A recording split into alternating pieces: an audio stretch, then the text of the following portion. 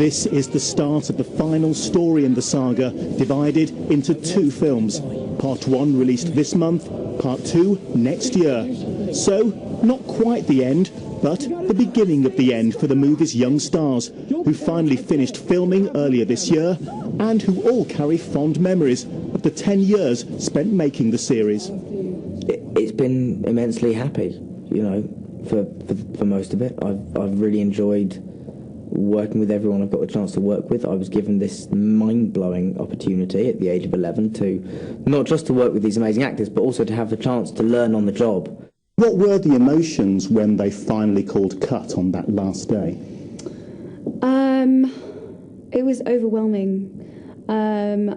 It just felt like the end of a world of mine. Since we finished filming a few months ago, it's kind of been quite a weird. It has been really kind of hard to kind of adjust, really, because it's been such a huge kind of part of my life.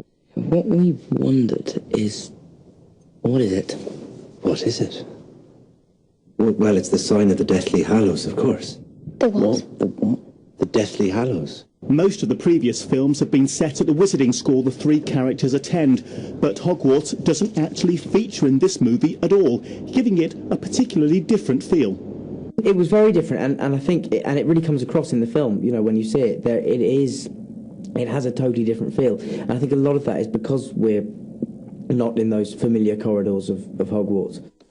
More unfamiliar territory was Emma filming a scene where, for the first time in the movies, she shares a passionate kiss with Daniel Radcliffe. Dan and I do have a snog in this film.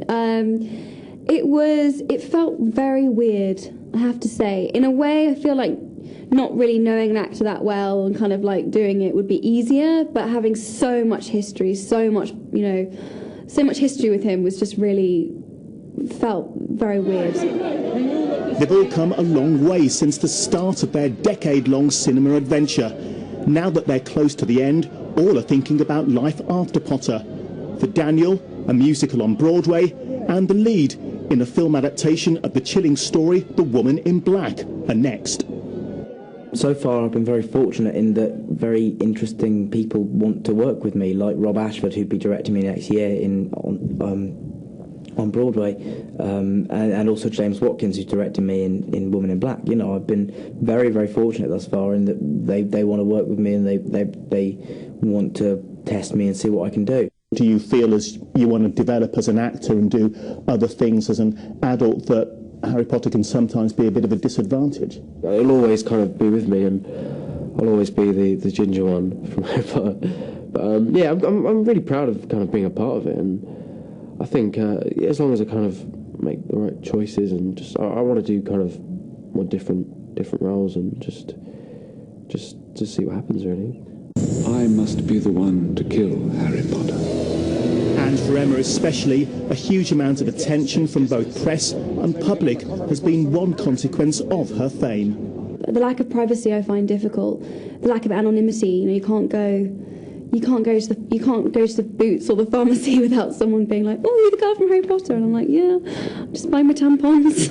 See a bit. So it's a bit awkward sometimes, but yeah, I don't know. It's a bit surreal. I'm not gonna lie, it's a bit surreal.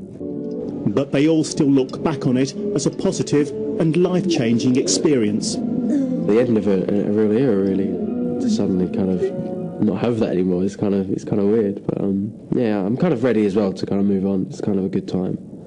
I'm excited to move on. You know, it's been 10 years, and I'm excited to see what the world has in store for me next. It's something that I just am immensely proud to be a part of. But you know, it's 10 years is a long time, and it's now, you know, I'm ready to walk away.